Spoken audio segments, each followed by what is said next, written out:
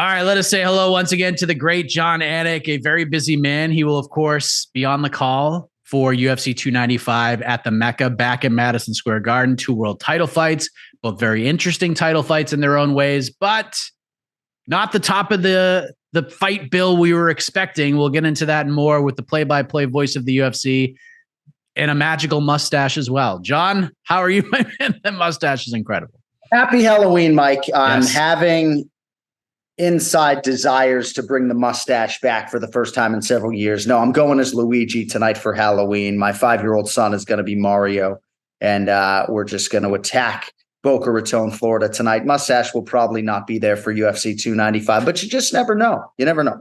You're a mystery, Jon. You're always a mystery. And we'll get into that card, of course, the changes, November 11th, all of that. But first, Jon, let's go backwards a little bit. That Islam Makhachev guy, he's pretty good at this fist fighting thing, is he not? What a performance against Alexander Volkanovski less than 2 weeks ago as we speak to cap off UFC 294.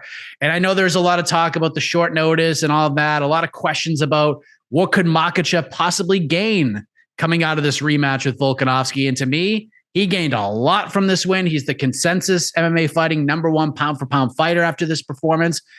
What did you make of Islam showing and being able to put a lot of the questions about the first fight with Volkanovski behind him? Well, part of the downside for Islam Makhachev as the champion in accepting this fight on short notice is that almost no matter how you win, people still can lay the foundation for a third meeting between you and Alexander Volkanovski, because this one was accepted on short notice and Volkanovski really was not in shape at 181 pounds. And perhaps that was a wayward decision by Volk to accept this fight. I think his wife and his daughters and his bank account would respectfully disagree with that sentiment. But Islam Makhachev is the man, right? That's what came out of my mouth when I punctuated the call, right? And with style points, Islam Makhachev is the man, right? I never planned what I'm going to say. That dude's the fucking man. He was the pound-for-pound king going in. He is the pound-for-pound king going out. I think the style points certainly are useful for Islam Makhachev, but I think when all is said and done, historically, his lightweight resume is going to hold up with anyone else's. And I can argue now with you today that his win over Alexander Volkanovski, 2 of them,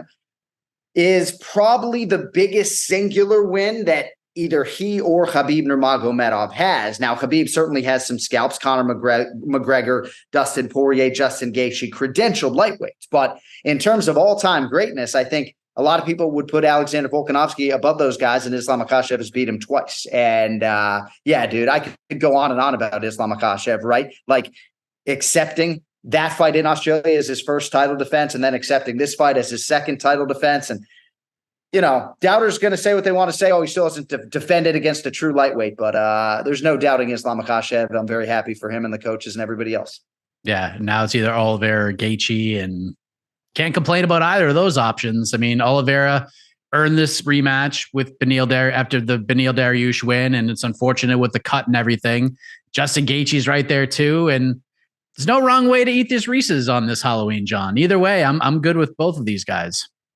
Yeah, both can lay claim to a title fight. If I was Justin Gaethje's advisor, I would say just lay back and chill and wait for that undisputed championship opportunity, which you have so earned, right? You go out and do that to Dustin Poirier in that setting with respect to Max Holloway and everybody else. Justin Gaethje needs to bide his time. But Charles Oliveira is the rightful #1 contender. The manner in which he ended Beneil Dariush's winning streak makes him impossible to deny. And I think as a former champion and decorated at that, he deserves to get the benefit of the doubt. I feel like he didn't get the benefit of the doubt. Charles did not in terms of the court of public opinion, right? Like some scar tissue maybe has built up over his historically unbelievable UFC career, right? And things can happen in training, especially close to the fight. And it is what it is. So yeah, Charles won, Justin 1A, and good problems to have at 155 pounds. I think the fortunate thing is that Islam is going to get back on the horse and defend. He's just a big lightweight, so he can't, make the weight every 6 weeks. But hopefully we see Islam Makhachev in defense first quarter 2024. And of course, we got the return of Khamzat Chimaev after a year away. More short notice shakeups. He's supposed to fight Paulo Costa. We saw the nasty elbow infection for Borrachinha. That was just, I can't get it out of my brain. But in steps Kamaru Usman on short notice. And boy, he gave good old Khamzat a hell of a fight, didn't he? That was crazy, man. You watch the first round and Khamzat Chimaev looks like the greatest fighter we've ever seen. for 5 minutes. No one has ever done that to Kamaru Usman. Usman finds a way to get it done in the round 2, makes this fight really interesting. And then when Khamzat needed to dig deep, gets the takedown and seals the win. A lot of people thought it was a draw, but crazy fight, man. What did you think of Chimaev's performance? In hindsight, we know about the hand and all that stuff, but it was a crazy fight. Well, in your answer lies part of the rub. When he had to dig deep late in the fight, he was able to do so. Perhaps I have been overstating him as this cardio king. And I still think it's going to be interesting to see him get extended and fight over 25 minutes. I think in totality, he has earned a championship opportunity. It's a little bit clunky in terms of welterweight and middleweight. But Khamzat Chimaev is an absolute force, right? As somebody who humbly sits in that chair and calls the biggest fights in the world, there's just something undeniably special about his presence, about the way he fights, about the way he trains. But if you're not getting worse, you're getting better. And if you're not getting better, you're getting worse. And I think he will absolutely make use of these 15 minutes in terms of how he can improve his cardiovascular base. I think he deserves credit for fighting through the injury, fighting the late replacement, Kamaru Usman. Obviously, there's plenty of credit to go around for Kamaru, who I think was in probably better shape than Volkanovski to accept this type of fight. But I think the best is yet to come for Khamzat Chimaev. I think these are valuable minutes that he's accruing. I do believe a lot of these middleweights are going to outsize him, and I think that's really going to be interesting, right? Thinking about somebody like Paulo Costa in there, just wearing on Khamzat Chimaev potentially. But man, this sport is really exciting when Chimaev's in an active competition cycle, and hopefully this win over Kamaru Usman is a precursor to just that. Do you feel like Khamzat is judged differently than any other fighter we've ever seen? Because even with Conor, there was always like questions, right? Like, what happens when he fights a wrestler or this or that? Like, he was judged in a different kind of way because he was such a big star. But if Khamzat doesn't just murk somebody in 3 minutes, he stinks, he's not that good, he's overrated. Like, I don't remember another fighter being judged the way Khamzat Chimaev is. Can you think of anybody else that you can compare it to? No, I mean, certainly Paddy Pimblett was underwhelming against Jared Gordon, but I certainly wouldn't compare him to Khamzat in terms of the overall potential, right? Even Shavkat Rakhmonov against Jeff Neal, right? I mean, the betting line suggests that he's supposed to go out there and murk a guy who's in the top 10, right? And he didn't necessarily do that. But I could really, in a short-winded way, just say to you that Khamzat Chimaev is a victim of expectation, and he created that expectation, and pressure is a privilege, right? I mean, people say that to me all the time. Right, as I'm getting ready for these pay-per-views, pressure is a privilege. And I think for Khamzat, it is certainly that. I think his show money probably reflects that. So I don't know, man. I think it's really going to be interesting to see him against somebody like Sean Strickland, because even that guy, and I know you know Sean Strickland intimately, figures to dwarf Khamzat size-wise. I could be wrong. I'm around these guys. I mean, Khamzat was cutting weight next to me on the morning in Abu Dhabi, and he was running backwards on the treadmill. The guy's an absolute force, but I was a little bit surprised to see him not just have cardio for days. I'm not asking him to be Merab Dvalishvili, but I do think there's room for growth for Khamzat in the cardio department, and I'm not sure that I thought there was going in. Yeah, no one is Merab, so no one can do that. I got to ask you about Francis, man. Jon Anik, the man who left the UFC as champion. He wanted to go box some big names. Wasn't given, to be fair, the royal exit, so to speak. He gets this fight with Tyson Fury.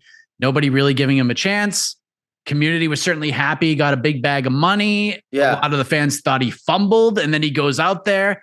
Not only is he competitive with Tyson Fury, he knocks down the lineal heavyweight champion of the world. And by pride rules, John, I scored it for Fury both times I watched it, but that doesn't even matter. The scoring doesn't even matter. Francis won by pride rules. This is a great result, all things considered, because we still get the undisputed heavyweight title fight. Francis looks like he won the fight, even though he didn't. And now the opportunities are immense for him. I know you watched it. What was going through your mind as this all played out? When he knocked Tyson Fury on his ass, what were you thinking? I was going crazy. I was disrupting children and everything that was going on in the household. It was very exciting. And obviously it was at a time that was cool for us on the East Coast of the United States to be able to watch it. I'm so happy for Francis Ngannou. It's a very sad day for me as a voice of the UFC when he left the promotion, because I was just very excited to see and call the Francis Ngannou era. the guy's life is a major motion picture. As I've said repeatedly on our UFC telecast, right? The average citizen in Batik, Cameroon makes $1,300 a year on average, right? What he was able to come out of to become the baddest man on the planet by consensus is nothing short of unheard of, extraordinary. He's an outstanding athlete. And I think lost in a lot of the big nature of what happened this weekend is that the desire for Francis Ngannou to be great and the discipline and the work ethic finally caught up to the physical gifts. You know, there was a time in his UFC career where that wasn't necessarily omnipresent, but I'm just so happy for this individual and his team because they bet on Francis. They should have bet on Francis Ngannou, and they reap the benefits. As far as the fight itself is concerned, not unlike Islam Makhachev and Alexander Volkanovski. First fight close, even though I thought Islam won 4 rounds, right? So now you have a champion, Tyson Fury, who wants the Francis Ngannou fight back, even though he won it, right? And I would think that would be the inner monologue for Tyson Fury. Fury deserves credit for accepting this Ngannou fight and giving Francis the opportunity. But does this not lay the foundation for an immediate rematch and hopefully a $25 million payday for Francis Ngannou? I would agree with you in terms of scoring the fight. A lot of people are questioning my round 10 score for Tyson Fury. So I got to go back and watch the last round. I didn't think either athlete did much in rounds 9 and 10. But after rounds 7 and 8, the fight was there for the taking for Francis Ngannou. And I'm not sure that he took it, by the testicles in rounds 9 and 10. But I don't know that we should be all that surprised that he realized success. Like I asked Kenny on our show, Michael, why are we surprised that he had success here? I asked the analysts of the world, is it that he was more defensively responsible and sound than you expected him to be? And for Kenny, yeah, a lot of it was rooted in just how sound he was and how well he saw whatever shots were coming his way. Fury realized some success with the jab, but just so happy for Francis Ngannou and Eric Nixick and Dewey Cooper and Markel Martin and everybody else. And, hopefully there's a world in which this man competes in mixed martial arts again, because right now my appetite is actually more to see him in boxing, to see how far he can take that, to see him right now in MMA. 100%. Because there's no MMA fight right now that makes any sense for Francis Ngannou except for Jon Jones. And I know they're in 2 different promotions. And there is a world if everyone just got in a room and put their egos aside and just said, look, let's just make the biggest friggin' fight we could possibly make. Like, there's nothing stopping this fight from being made. But other than that, I don't want to see Francis Ngannou beat whoever, fight whoever wins the PFL $1 million. I have zero interest in that. What I am interested in is watching Francis fight Deontay Wilder or Anthony Joshua, or even Deontay in a mixed rules match, which is being discussed apparently. The world is his oyster right now. But the one negative I took from this is man, Ngannou Jones is now 1,000 times bigger than it was 7 months ago. It is certainly that. And as a former boxing radio journalist, I would also submit to you that mixed martial arts is just a great sport with so much to offer that boxing just does not offer. And having said that, I still want to see Ngannou extract this for all he can. Francis Ngannou versus Deontay Wilder, bro. Are you serious? It's crazy. In a boxing setting. Forget, the MMA thing. I'm not all that interested in that. Very interested in seeing my man Kenny Florian on any PFL call. But yeah, I would agree with you. My appetite for him to fight some PFL heavyweights is not strong. So yeah, I don't think the stars are going to align for a fight against Jon Jones. But whether the UFC cuts my check or not, I would submit to you our heavyweight division is in fine fettle without him. Beautifully worded.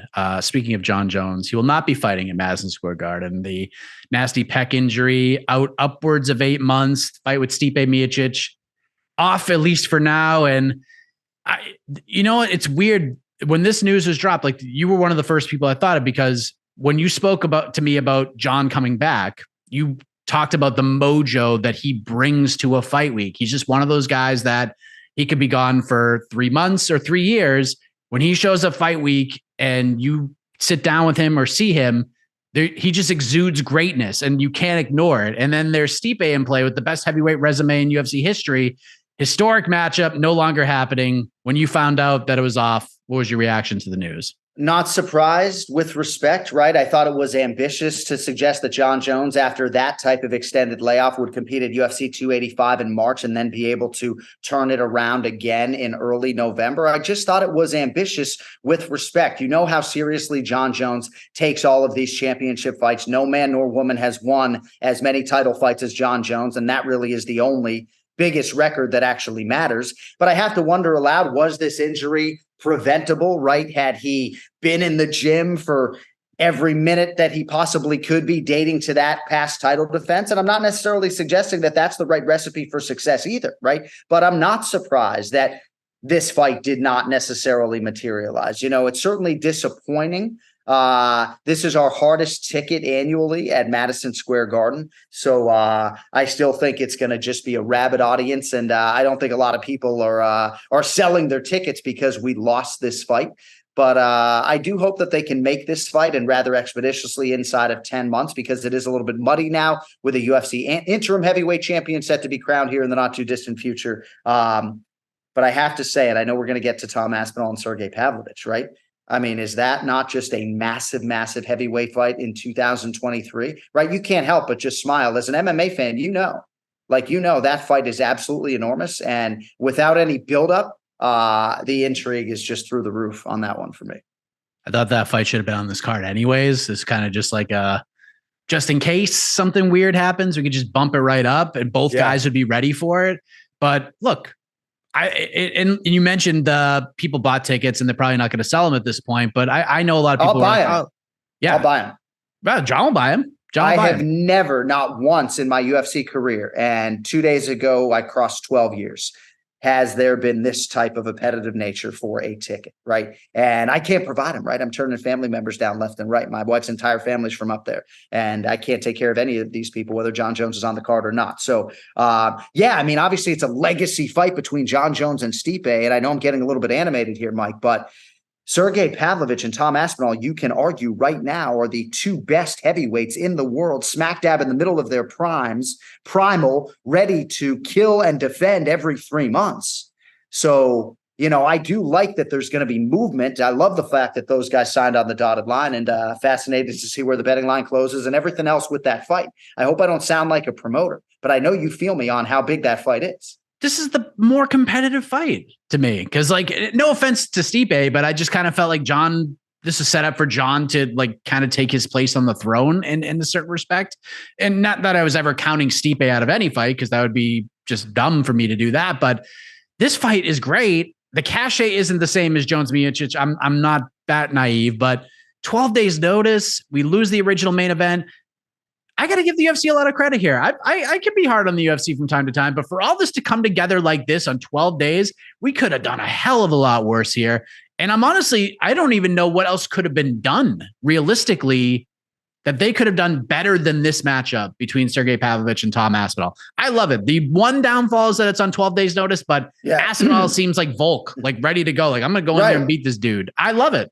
And understanding that Tommy Aspinall is on the cusp of a UFC heavyweight world championship. So probably thinking it's a good idea to be in some semblance of shape before the heavyweight championship is on the line. Because if Stipe was the one who was out and Jon Jones was to remain on the card, who knows if they would have plucked Sergei Pavlovich or Tom Aspinall, even though Pavlovich was the backup. Real quick, Curtis Razor Blades deserves credit here, right? Has more UFC wins combined than Tom Aspinall and Sergei Pavlovich. Accepted fights with both of those guys, 1-1 against them. Also accepted a fight against the third boogeyman in the UFC's heavyweight division, Jailton Almeida, who pulled out, of course, this weekend. I'm just saying, Curtis Blades has headlined 7 times for the UFC, never had a championship opportunity. I'm not here to state his case, right? But I give him credit, right? Because there is not a long line of people who want to fight Sergei Pavlovich and Tom Aspinall right now. 12-1, I think, combined in the UFC. They put away everybody that has been put in front of them, essentially.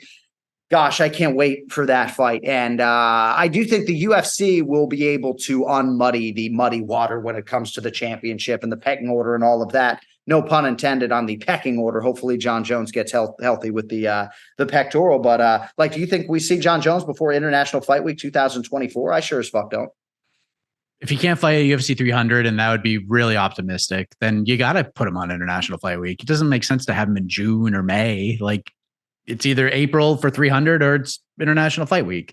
This is the only, if we're going to blow it up, if we're going to do it, we got to do it big. So if it's not MSG or not 300, it's got to be International Fight Week. So I'm with you on that. And I do think it sounds like a retiring bout for Stipe and Jon, but I know Dana White has publicly expressed hope that one of them would defend because That'd be damn exciting to see the next breed of heavyweight take on Jon Jones or Stipe on their respective way out. We get this great fight, but now, John, new main event for the vacant light heavyweight title, Jiri Prochazka versus Alex Pereira. The stakes added to it are obviously great with the belt, but these two guys in a cage fighting each other at Madison Square Garden, this is freaking magic, John. There is no other fight, and then included Jon Jones versus Stipe. I am not. There's no other fight that I'm more excited for than this one, and now it's the main event. So Mick Maynard was so excited at the possibility of really just matchmaking, I think, Jiri Prochazka against anyone, but Jiri Prochazka against Jamal Hill before Alex Pereira was even in the light heavyweight division.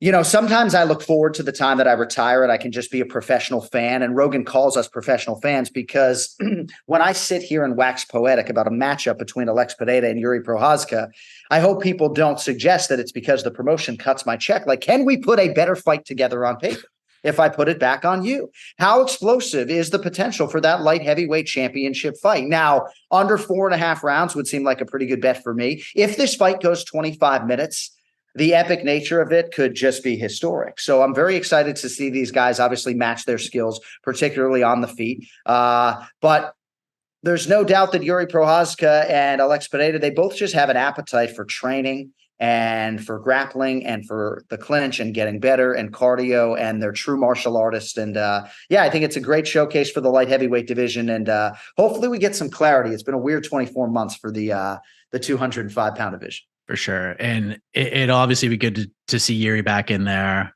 He got to the title very quickly in the UFC. John, if Alex Pereira wins this fight in just 11 pro fights as an MMA fighter, obviously we got the kickboxing pedigree, but this is totally different. He will become a 2-division UFC champion in just 11 professional mixed martial arts bout, and can do this in the same building where he won the middleweight title against Israel Adesanya a year ago. He has broken the rankings. He's broken pound for pound already when it comes to those kinds of rankings.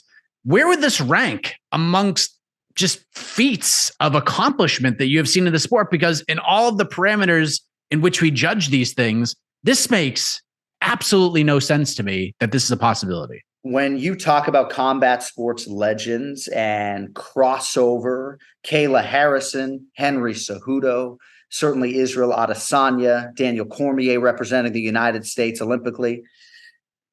Alex Pereira would be a combat sports legend, bona fide. Like Kenny Florian went on the Anik and Florian podcast this past Monday and said Francis Ngannou is now a combat sports legend, and he lost his fight this past weekend. I think Ken Flo's right. Francis Ngannou crossed the threshold this past weekend with how competitive he was against the historically great Tyson Fury. Francis Ngannou is a combat sports legend, right? And some people would probably not say he's there yet. If Alex Pereira, becomes a 2-division UFC champion, does it not speak to the mixed martial arts appetite, right? The appetite for knowledge. Glover Teixeira, certainly a key cog in all of that. But I wouldn't put it past Pereira. He's just a great dude, right? I mean, I could harken back to our fighter meetings, right? Two guys who, and I could include Alexander Volkanovski as well, right? But Israel Adesanya, Alex Pereira, on time and in attendance for every single fighter meeting, despite how high profile they are, despite how maybe hard it was for Alex Pereira to get down to 185 pounds, right? I think the world of Poatan, and wouldn't be at all surprised to see him get the job done. But what a fight, man. What a fucking fight. It's so crazy. It's so crazy. We get Andrade and Dern. Did I see Diego Lopez? What a year that man has had. Player coach extraordinaire, fighting Pat Sabatini in the main card. Matt Frivola versus Benoit Saint-Denis, Jon Anik. Just light me up with that one, because that fight friggin' rules. That is, I don't know if there's a better appetizer for a pay-per-view than that one. Yeah, except for maybe Gaethje and didn't they open up with Gaethje Chandler or something? Yes. That was the opener. So besides, this is a good silver medalist. Yeah, I love Diego Lopez and his star potential. Pat Sabatini, obviously a credentialed guy, but really excited to see what Diego Lopez can do with the showcase. But Benoit, seek and destroy Saint-Denis. I'm trying to get the nickname to stick. You can throw it on the front end too, Buff, if you're so inclined. Just make sure you get the pronunciation right on the back end. Benoit, seek and destroy Saint-Denis. Now, Matt, the Steamroller Frivola, is going to be on the Anik and Florian podcast next week. He's like family, obviously, with Ray Longo and everybody else.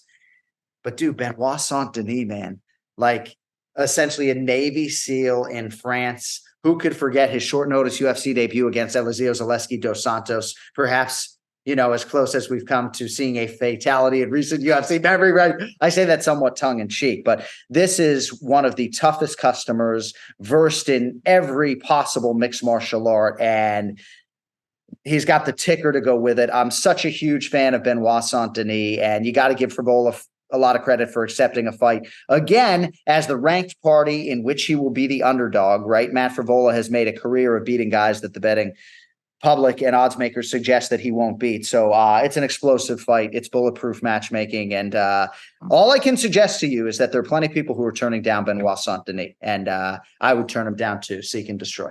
Yeah, he's a monster. Last thing before I let you go, John, you're a very busy man, but I saw some big news on the social media world. New website, jonanik.com.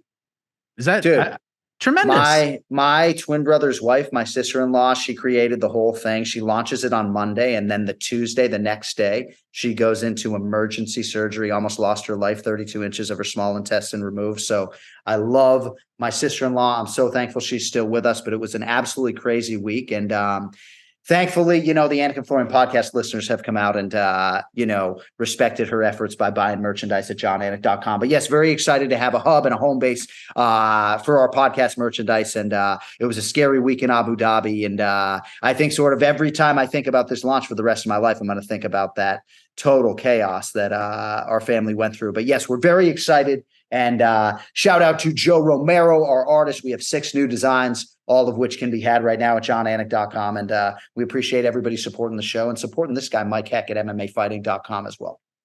Well, One More Sleep has become synonymous with the sport, and you can get your One More Sleep shirts at jonanik.com and all the other gear. I assume the shirt you're wearing can be purchased on the site as well. Select your fighter. The only thing you can't really do is get one of those hair treatments that seem to be all the rage. jonanik.com does not have those. And, you're a handsome guy. I just hope that you never decide to go with hair plugs. I think you look great. Nah, I'm like my dad. My 3 brothers all have full heads of hair.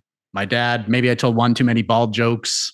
Yeah. I got hit with the baldness, but you know what? I've just accepted it. It is what it is. And I've saved thousands upon thousands of dollars on haircuts over the last 6 or 7 years. Just bick it down. I spend maybe $30 a year on razors. This is the best, John. Shaving the head's the way to go. Well, I've been doing it since I was 14 years of age. I get my back waxed, right? I got YouTube commenters being like, Anik, it's finally not a choice. Your hair's gone.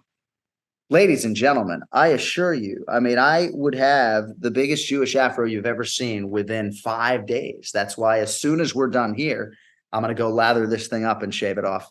Well, there you go. I don't have, mine's just gone. But John, enjoy the lathering.